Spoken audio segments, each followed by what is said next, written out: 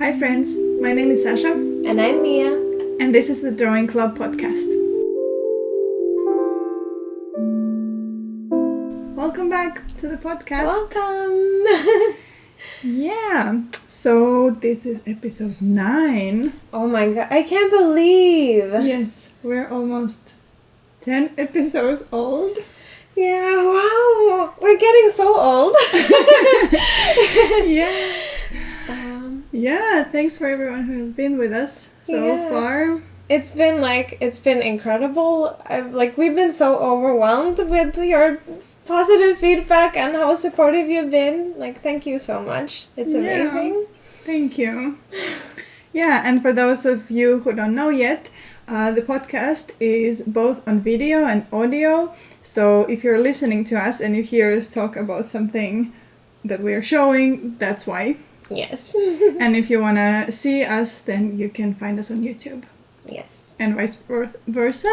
Yes, also on all your favorite podcast streaming apps, wherever you listen to podcasts. Yes. Oh my gosh. Yeah. So what is this week's episode about? So today we're talking about self-care. Yes. Yeah, we've really liked your response to our episode about mental health, and it was so nice that so many of you related and really enjoyed us talking about this topic. So we are really passionate about this. Yes, definitely. So we want to keep talking about it. And today, forever and ever. Yeah, but first, do you want to say what you're gonna draw today? Yes, sure. So I've sketched this girl who's kind of sitting all hunched up under a leaf. It's gonna rain. It's kind of this melancholic scene, but in nature. Yeah. And I'm painting it with my watercolors today. Yeah, it looks really cute. Thanks. What about you? Well, I just have this leaf pattern, kind of this big branch that occupies the whole sheet. I really like to draw this kind of composition, kind of pattern thing. Yeah, it looks almost meditative, kind of. Yeah. Probably will be to paint this. Yeah, I really like that. So, and I'm also using watercolors. I'm using some pens from my Kuretake watercolor set. Nice. Yes. And if you're also drawing, which you're very welcome to do. Yeah, this is the drawing club after all. Yes, please post your pictures if you want to, and if you do, then tag us so we can also see your pictures. That it's so nice to see what you're drawing. It's the best. Yeah. Now, should we talk about something that happened in the past week? I don't know. I didn't think of... No? I didn't think in advance. But do you have something you want to share? Well, I can share a little bit of a sad, negative thing that happened yesterday. Yeah, Please so, do. I mean, I'm kind of, I feel a bit better now, so it's fine. I can talk about it. But, yeah, I went... Yesterday was Friday, now when we're recording this, it's a Saturday, and I'm leaving to Amsterdam soon, and I'm gonna spend a whole month in the Netherlands. I'm gonna be in Amsterdam and Rotterdam. Yes. So yeah, there's a lot of stuff to do before going, so I've been a bit overwhelmed with this whole huge list of things to do, and also I have my day job now, and I have some orders and stuff, so it's been a bit overwhelming, and I've been really tired, and I have had trouble sleeping because I'm thinking about everything that I need to do. So yesterday, I think also because it was Friday, it was the end of the week, we went bouldering with Mia. But and usually also because I'm still I'm not very good at bouldering. I'm still a beginner, and I don't go very regularly, so my progress is super slow, and I sometimes feel very insecure about it. And when there are a lot of people in the bouldering center, I feel super self-conscious, and I really like going when we go in the mornings, and it's very empty, and you can just do your thing, and you don't really think about people watching, even though I know nobody actually cares about how I'm bouldering, but it's this thing, you have this self-consciousness thing. So I had like all of this stuff piled up, and I came there and there were so many people, and I think I just kind of got overwhelmed, and I had a bit of like an anxiety attack, and I had to like go to the bathroom and cry, and then and then I ended up like not really climbing and just like being there with Mia, but I mean it was still like nice to be together. But it was a bit of like, I paid for this entrance ticket, and like all I did was cry and sit and like be really anxious, and then I left. So I was really worried about you for a moment, but then I mean I was asking if there was anything I could do to help, and you were like, it's okay, I can watch you climb. So you were cheering me on, and then afterwards we bought some sweet pastries and coffees and went to like chill out for a while. It was really nice. It was nice to like have you there and be supportive. And I mean, like once I actually like told you like, okay, I'm not gonna climb today, I'm just gonna sit with you, then I think I kind of like felt already better. Then I already decided that I don't have this pressure. I don't have to do this. I can just like sit and chill. And then I got a bit cold, so I got into my cozy hoodie, and I was like a bit like cozy, just sitting there like, okay, I'm just sitting here with Mia, and I'm taking videos of her, and I'm just like, this is what I do. I don't have to like be there where like people might be watching and stuff. No pressure. So then that already like, it's actually always like for me, when something is making me anxious, if I just tell to myself like, okay, I don't actually need to do this, I can just like sit here in the corner and just like not do anything. I can still be here, but I don't really need to participate, and then already that helps. Just like So I just thought like with the self-care topic, this could actually be perfect. So that's what happened. That I kind of remember. It was kind of like big and like a bit traumatic, but it's fine. I'm already better now. After I got some extra sleep. You did really well. Like I could see you were struggling, but you did really well. Thank you.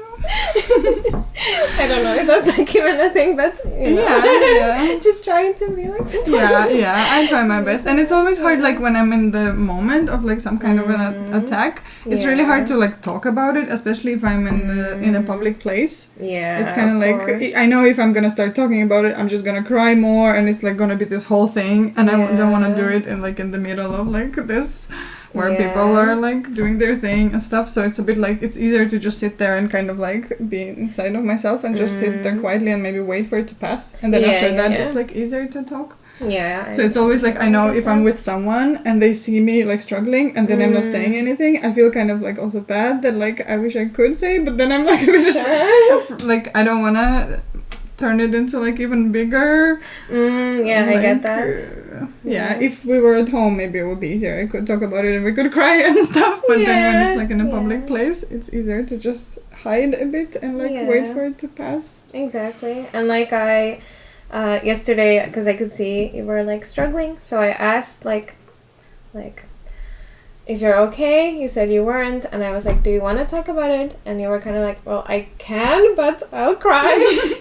So then I was like, we don't have to talk about it, and just let me know like if there's anything I can do to support you. That was really nice. Like because I know it can also be like scary to see someone that you care about kind of like struggling, and you maybe don't know what to like how to help, so you can just ask if you can help or like how the person wants to. Okay, but I thought we could start today's topic by like what does self-care, like how would you define self-care? Well, I guess it depends on like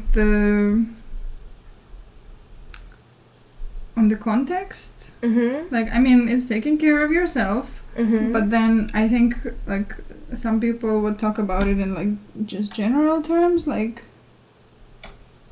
kind of I don't know, taking care of yourself on everyday basis, but then there's like self-care in relation to like I don't know, like mental health and like struggling and stuff, and how like you you put yourself first. Sometimes you need to put yourself first when like, or like how you, maybe like the whole concept about how you need to take care of yourself because before you can take care of others. And like if you want to actually like be helpful to others, you need to take care of yourself first, kind of like the airplane oxygen mask thing. Oh yeah. Place a mask on yourself first, and only then. Yeah. Okay. So at least like to myself, I often, because I have this thing that I need to like help everyone and be available all the time, and like I tend to put others before myself, and sometimes I need to also remind myself that like if there's nothing left of me, I can't really help anyone. So, yeah. I don't know if this is like a definition of but I mean I'm asking like I'm asking like how you that's really good. Like the way I was thinking about it, I mean I totally agree with everything you said. The way I also like see it is like when you're like, or like another way to see it maybe is like when you're kind of struggling, or like you get like anxious or sad or anything, like what are some things you can do to in those moments like take care of yourself? So like this more concrete in the moment thing, like ways to self-care.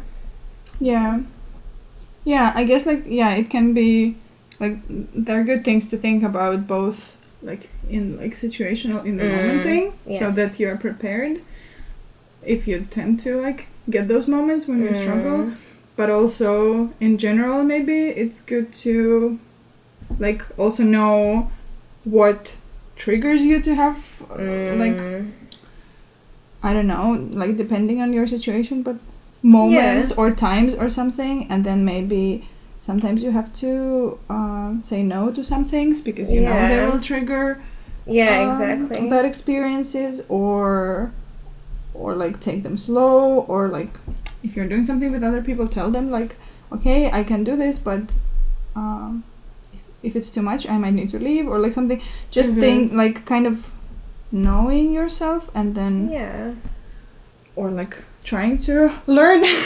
It's a process. It definitely, and then kind of like maybe taking steps beforehand also to like sometimes you don't have to do everything others do if you know that those things will cause you something like more difficult. Exactly. So like knowing yourself and kind of also like setting boundaries and kind of knowing your own capabilities, and also like because how capable you are of something like changes from moment to moment, so like maybe like keeping tabs on like how you're feeling in the moment. Definitely. And trying to plan your life and I don't know, like act accordingly so you don't. Exactly. I was being like super vague. But we're not gonna talk this vaguely all the time. We actually listed some things, like some specific self-care things that we like to do, and we thought we would share those with you and with each other also. Yes. Sasha, would you like to start? Okay. Well, actually the first thing, maybe it's inspired by like how I've been feeling lately, but the first thing I listed is sleep. Like in general, so I know important. That like lack of sleep does trigger like anxiety attacks and just generally like bad mental state for me. And like I need to learn to like even in general like be better with my sleep. But also like in the moment also, like if I'm struggling, I kind of sometimes even like just in the middle of like if I came home and I'm really tired and I'm really overwhelmed and I know I need to do something, but I feel really kind of like I don't know, down or low, I'll just take a nap. Yeah. And then after that, it will get easier.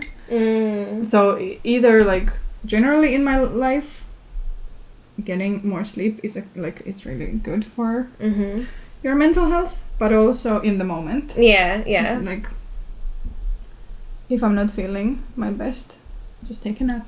Yeah. Naps are the best. Yes. Even though, like, for me, I'm always so out of it after a nap. Me too. I don't know how Me to too. nap, like, in moderation.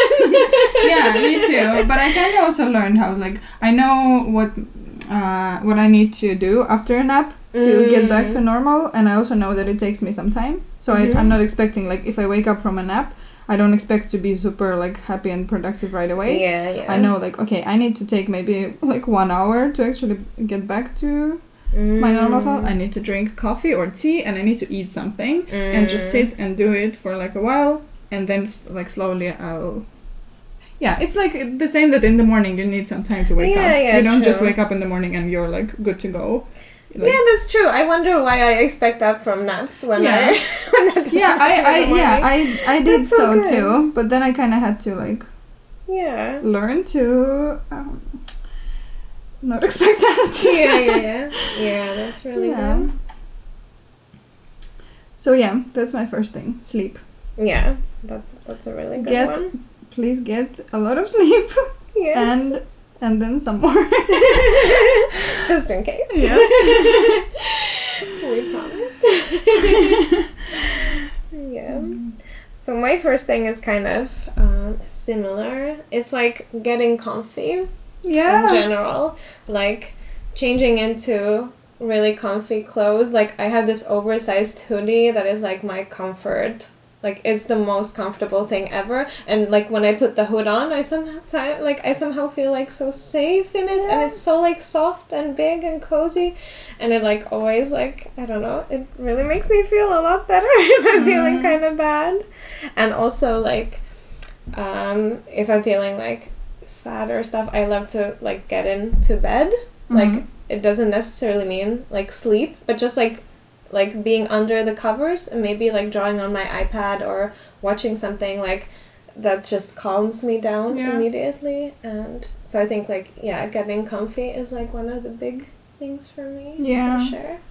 Yeah, for me it's like the couch. That's where I feel really comfy. Like in my home, I often like also when I'm tired. Well, that's where I take my naps. I'll like go on the couch and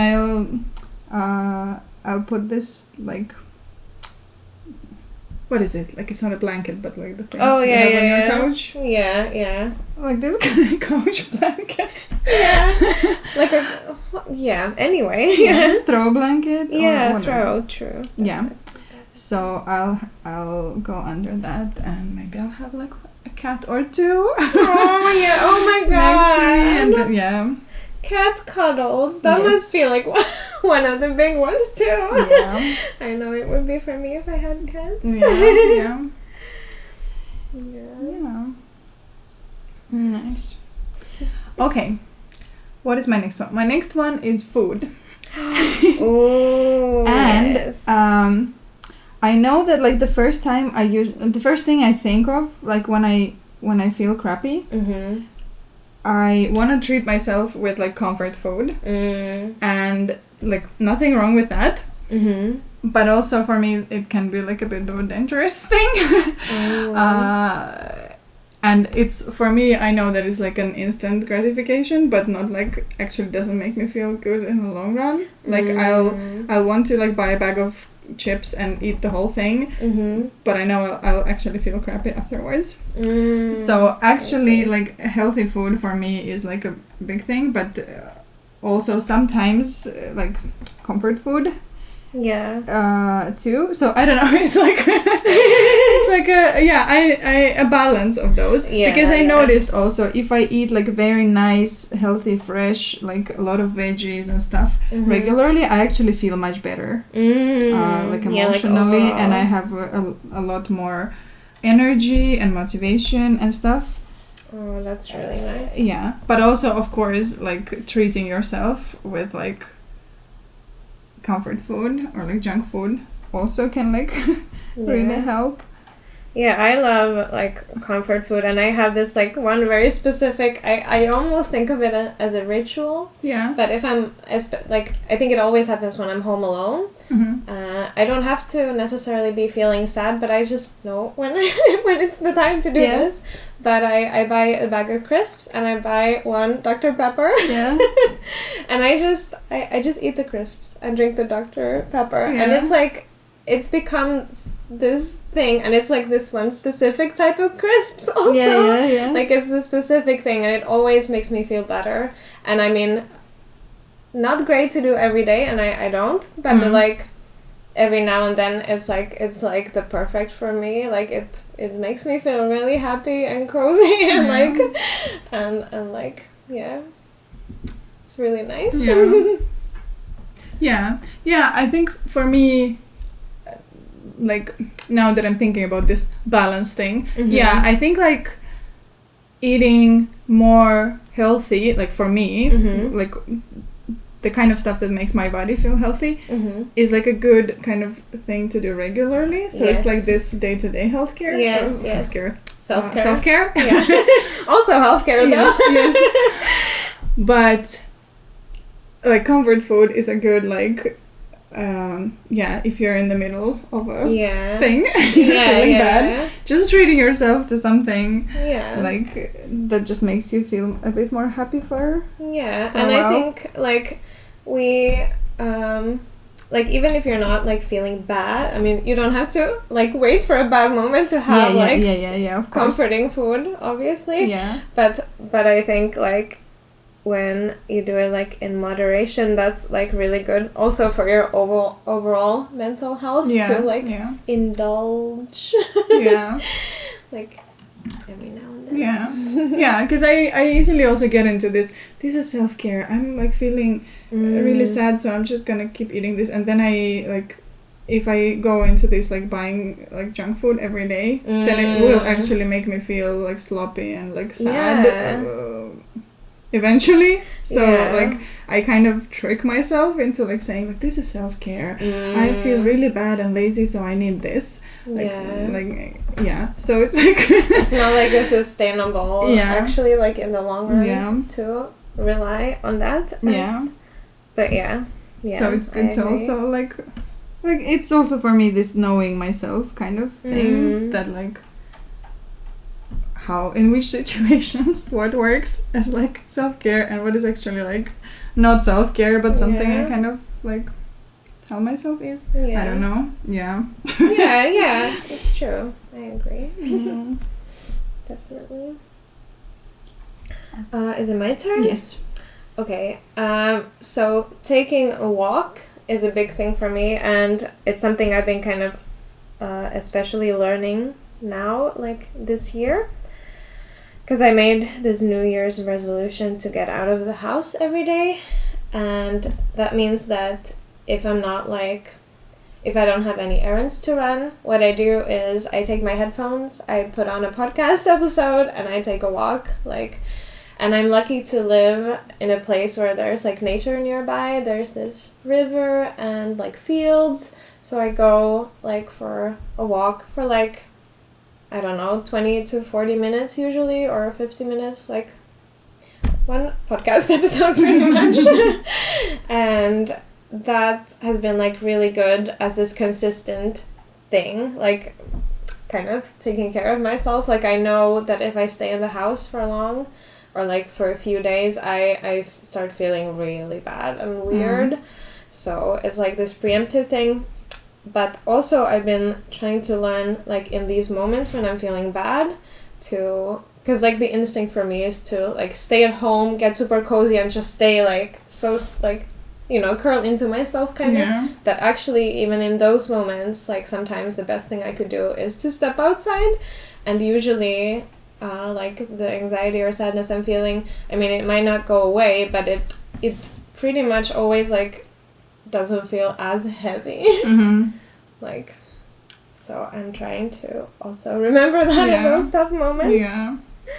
Yeah, actually for me also it helps, like walking around helps, but I'm not good at like actually implementing it as a self-care practice. I don't really do it. I'm like, really bad with getting out of the house. Yeah, I mean, me too, and that's why I wanted to try making it a resolution. Yeah. So I have to, like, that I force myself into making it a habit. So I'm hoping, like, I'm really trying to stick to it. Yeah. But I've already, like, I'm noticing a difference, and I've only skipped one day, and that was kind of by accident, because I just realized, like, at 10 p.m., like, oh my god, I didn't go outside, so then I went to stand on the balcony for a few minutes, and I was like, I'll do this tomorrow, probably. But you stood on the balcony. Yeah, so I did. You still got some fresh air. Yeah, exactly. So. Yeah, actually, like, the next one I have is a bit related. It's like, it's people and friends. Of course, like, mainly friends. Yes. So it's also this, I also have this kind of instinct that, like, if I feel bad, I want to hide.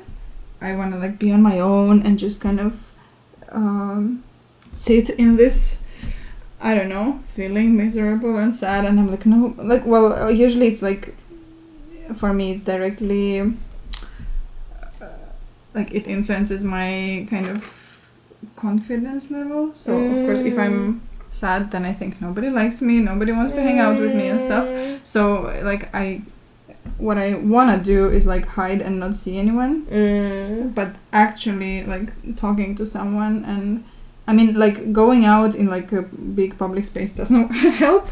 But maybe, like, meeting one-on-one with someone and doing something cozy is, like, actually really, really helps. Yes. So, but it's, in the moment, it's, like, hard to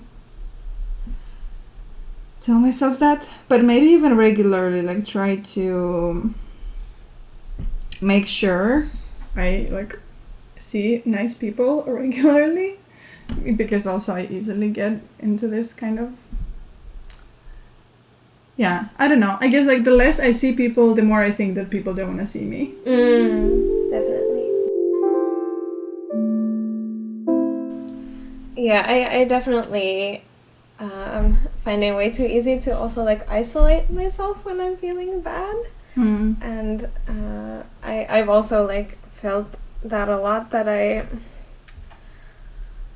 like, get anxious, and I kind of start to doubt my friendships and my friends. And that, like, sucks, because then, like, at the same time I kind of know it's silly, but sometimes those thoughts that just get, like, you still feel those feelings. Yeah, exactly. So even, like, if you know, like, they're not true, or you're pretty sure they're not true.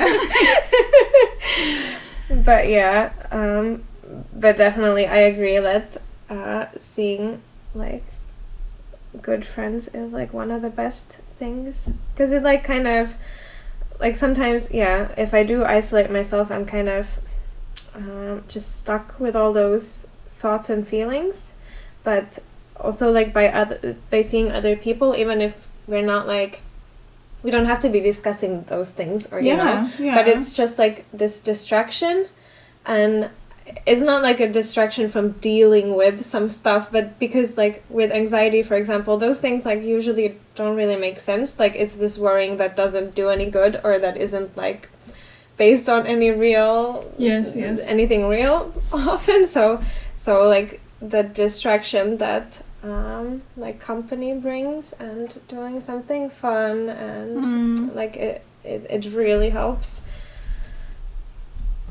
And I'm kind of, like, I think I'm realizing, because I consider myself an introvert, but, and I've always, like, thought that I need a lot of my own time, like, time alone, which it's true that I like, it's very important for me to get that, but I'm also finding that actually I do enjoy company also a lot more than I thought. I think I just, like, at some point have not had the right friends to do that with, maybe. Yeah, like same. I've had some friendships where it's been like very draining, and I've kind of dreaded each time. Like even though it's been nice, but I've just always found myself exhausted after those things. So I kind of thought like, oh, it's just a part of me being an introvert. But then I noticed like for example, every time I hang out with you, I just feel really good about it, and I don't feel like, I don't get that same feeling. So I think it's also, has to do with friendships. True. Yeah. So what's your next tip?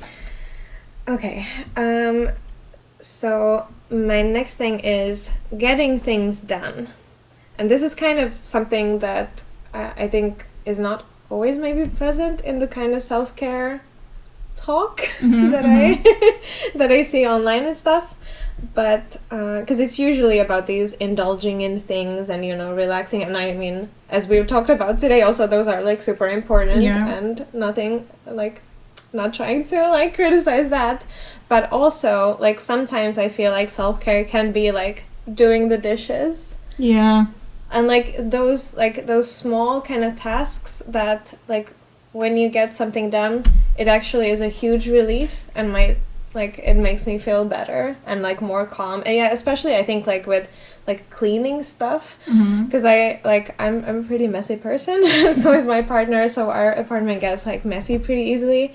So I kind of can't even tell that I think I get like anxious also like from that a bit. So like when we tidy up or just even like tidy up the kitchen sink, it's like immediately I feel like a lot calmer and a lot better, and the sense of accomplishment is also like I think makes me think like, oh, I'm not useless. Which I mean of course I'm not, but in like some moments I feel like I am.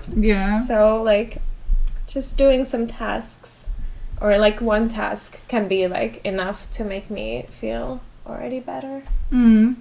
Yeah, definitely. I mean, I can definitely relate to the feeling like more anxious because you're like the apartment is a mess. For me, like it really influences me, like my environment. And well, for me like a similar tip would be more like trying to keep it clean. That has helped me more than doing like this because we both me and my partner struggle with like finding time and energy to do this big cleaning.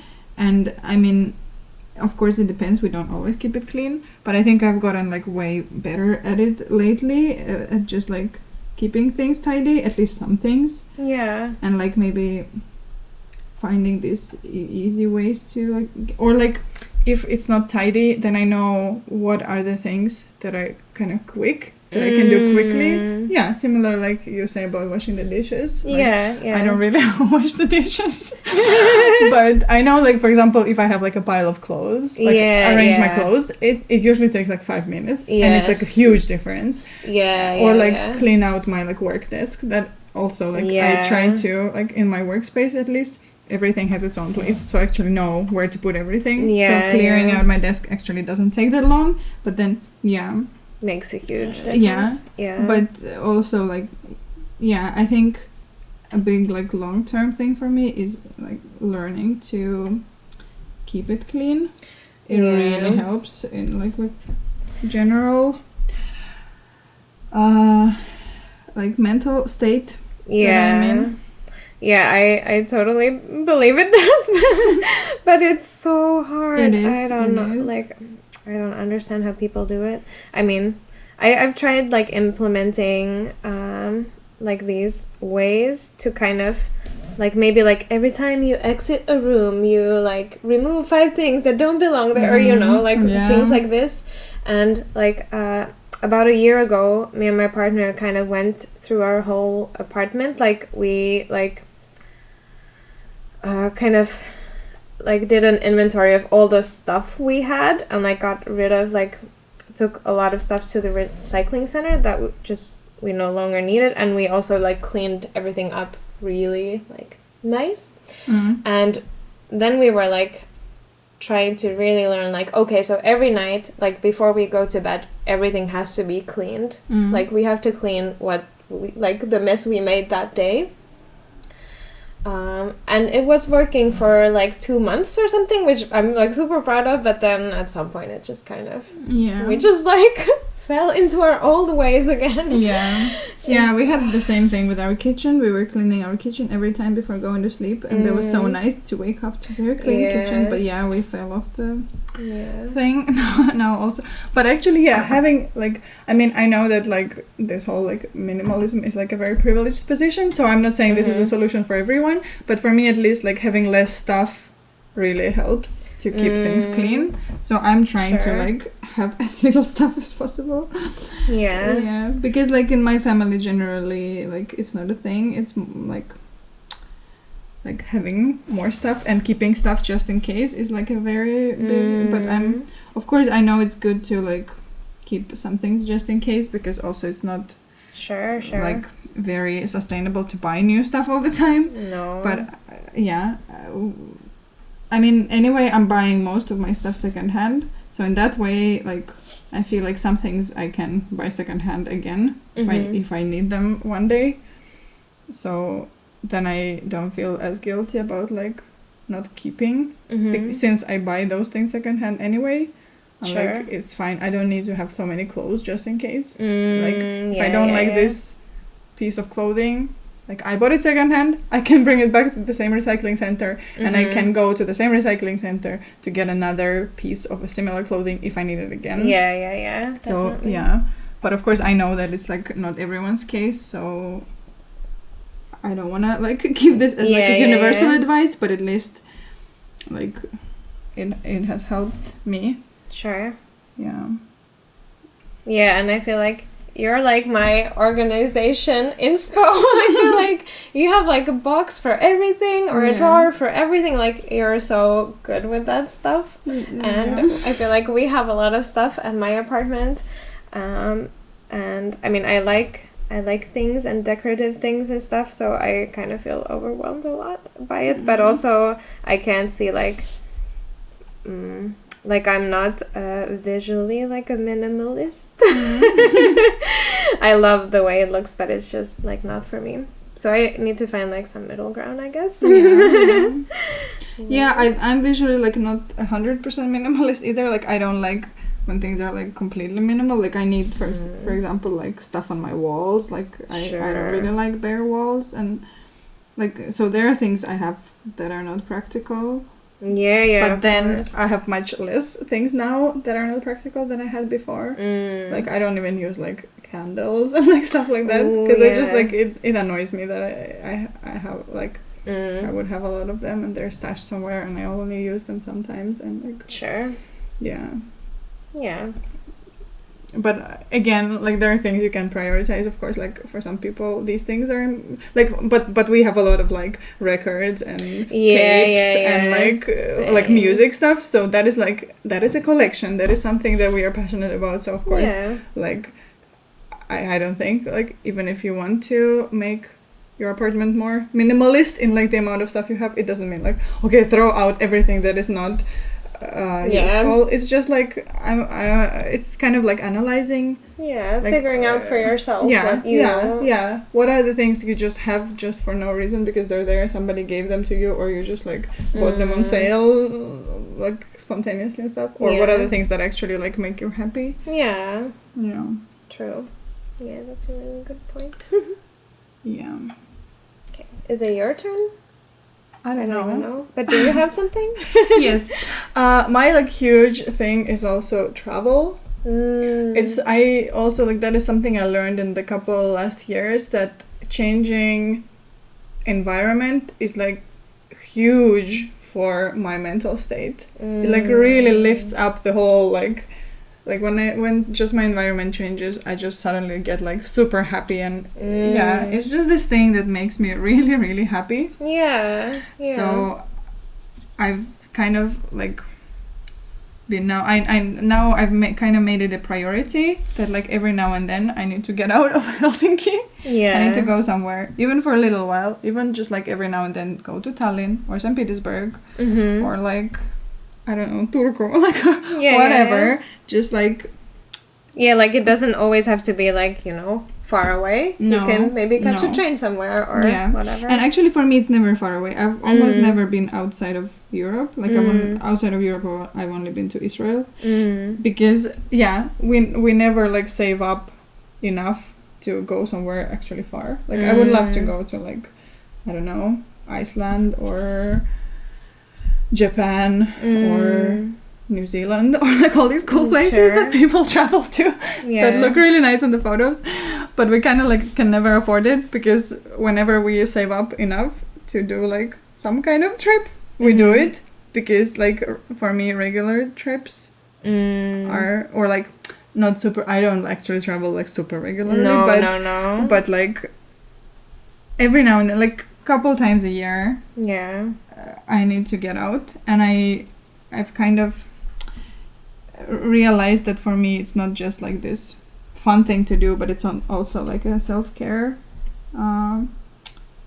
practice. So I've been trying to make it more of a priority in our life. And also I know that like there's like a lot of talk, for example, about like flying, and I know that it's like that it's not very really eco-friendly, but I have decided for myself that like I'm not gonna pay too much attention to that, because I mean I know flying is like super bad for the environment, but none of us can be like perfect and do everything perfectly for the environment. So I'd rather do something that makes me happy and like heals me and like brings me energy, so that I can come back and do some like something else that is like good, some other activism that I will then have like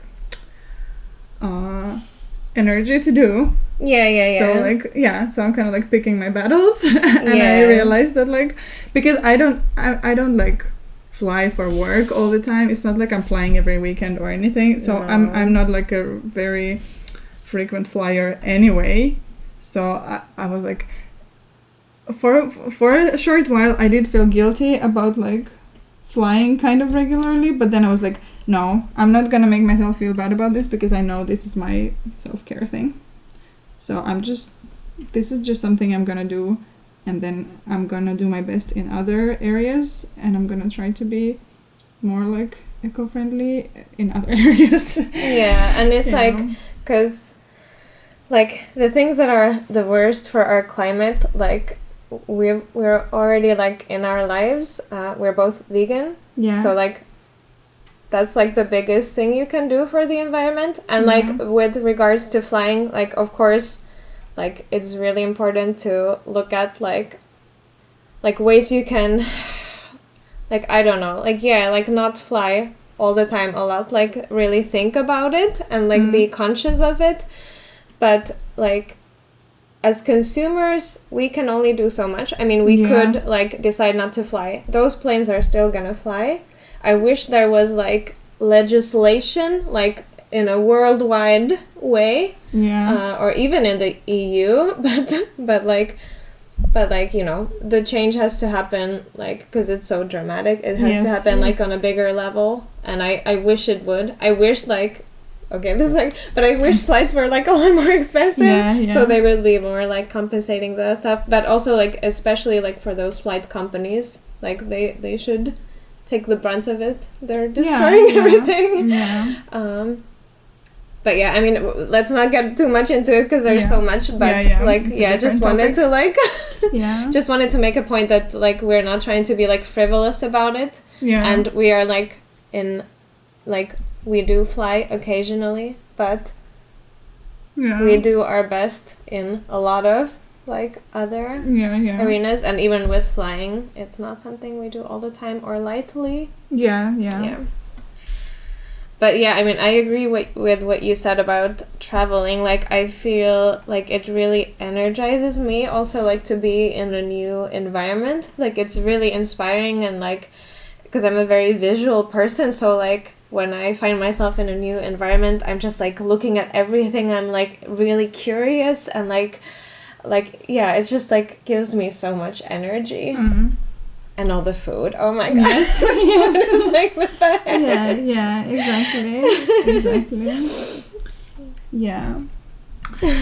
But I think like we don't have so much time left, but I still have a bunch of things, and I guess you do too. Yeah. So I think we should do a part 2. Yeah. Sometime later. Let's do a. We'll return to this. Yes. Or like let us know also if you want to see a part 2, and if this is like an interesting topic. Yeah. And also let us know in the comments what are your self-care tips. What do you do like in general, like on day-to-day basis, and also like in the moment if you are feeling crappy in the moment, like what do you do? Please let's all share. Yeah. But should we do question of the week? Yes, let's do it. You have it somewhere. Oh, okay. Sorry. We'll have to ask to edit this noise. Okay, where is the question of the week? It's on my phone. Yes. So this question came in on Instagram, and it's from Voikukka Henna. And Henna was asking, what has been the most difficult thing being an illustrator in Finland? And also, what are the best sides of being an illustrator in Finland? Yeah, this sounds really interesting. Yeah, I feel like there's a lot I could say about it. Yeah. But I think if I start with one of the best things, which I've mentioned or we've talked about before on this podcast as well, but so we both like freelance illustrators, and we run our own businesses. So in Finland there's a system where you can apply for a startup grant. Yes. And you can get like up to a year of like government support, which basically means that you have like it's like a small income, but it's enough to keep you going. So we both got that when we started our businesses. So that was a huge help, and like it's an amazing system. Yeah. And I definitely couldn't have like done it full time in that first year if I didn't have it. So so that is like one of the big positives, I think. Yeah, that's true. Yeah. Well, the first thing I thought was like a negative, or like negative, but like a challenge. So for me, at least, like the most challenging thing, I think it's like not even just illustrator, but like freelancer in general, is like I'm an immigrant in Finland, so I've only moved here as an adult or like as a teenager. So I feel like for me it's a bit harder to be like part of like networks and, well, first of all, even get into the community of whatever. For example, like illustrator or like freelancer community. And also because like I don't have like friends and family here. I have some, but like not as much as like people who have been born here. So also it's like I feel like I have way less like support coming in with this stuff. There's of course some support, but I've always like at least used to like compare myself to people who were born here, who like have a lot of people who just like read that you are doing it on Facebook and then like want to buy from you and stuff, and I feel I've had like less of that. And also because I don't know the language so well, so it's a bit hard to be like part of the community. I guess like in general, like when you're an immigrant, so that kind of has to do with like any kind of community. And also like with the language, I feel I have like way less access to resources, because there are of course some like Facebook groups, and I'm part of like the illustrators what is it, like a union, illustrator union, but a lot of the resources that they provide are in Finnish, so that is also like a bit hard, so I don't really have access to most of those. And so, and also in general, like the Finnish mentality is like pretty, of course, like people are different, but in general it's like quite shy. And also I'm really shy, so so everyone's like, shy. So it's really difficult, like in general I feel in Finland, to like be part of or like enter some kind of new community, but also when you're already kind of outside the community and like Yeah. So I think in general with like Finnish mentality it's already hard, and then when you're also an immigrant it gets even harder. Yeah. One negative I thought of, which sounds kind of silly after what you just said, because that was like super important, but the postage is like really expensive. Like shipping stuff from Finland is very expensive. Yeah, that's true. Our like national post office or like governmental post office is like raising its prices all the time, and there are no real competitors for these like small parcels that we need to send. So it's pretty expensive compared to a lot of other countries, I think. Yeah, I agree. Yeah.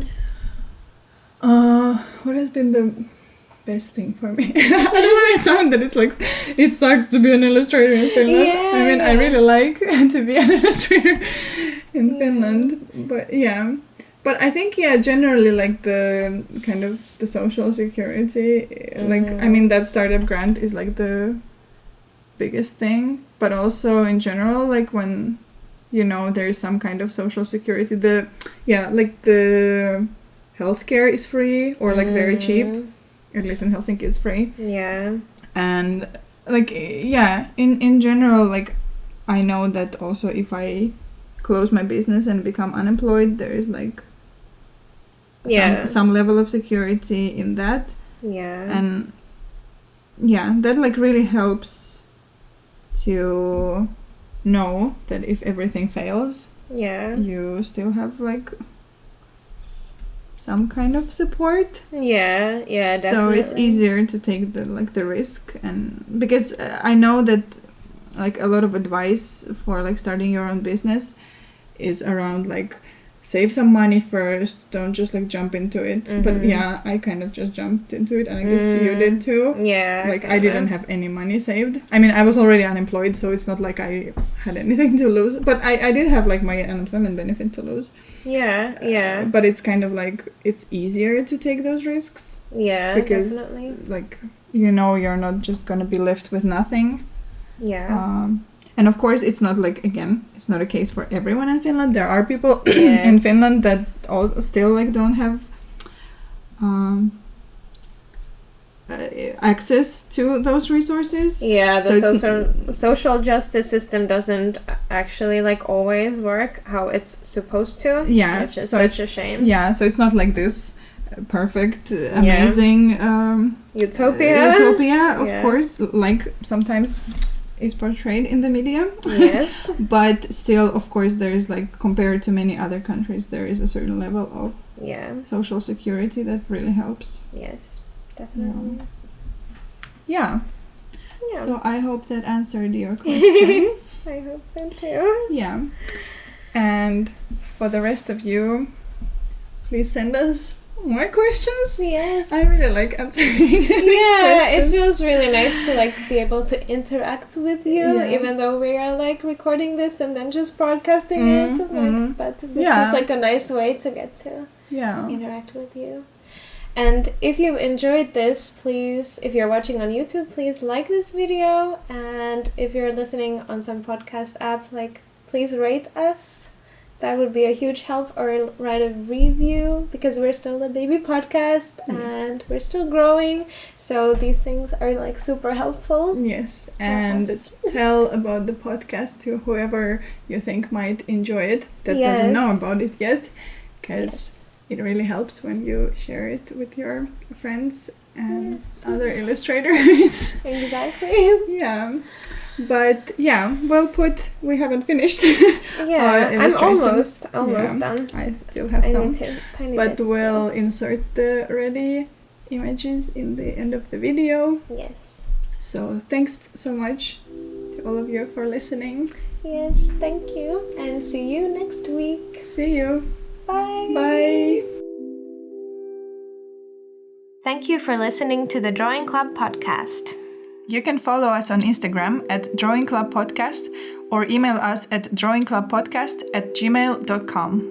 You can also find me, Mia, on Instagram at mia.minerva and on YouTube as Mia Minerva. Sasha, where can we find you? I'm on Instagram at Sasha_Kretova. This podcast was created by us, Mia Minerva and Sasha Kretova. Olli Aarni created the theme song and assisted with the recording, and Dmitri Zherbin took care of audio mastering. Welcome to the club, friends.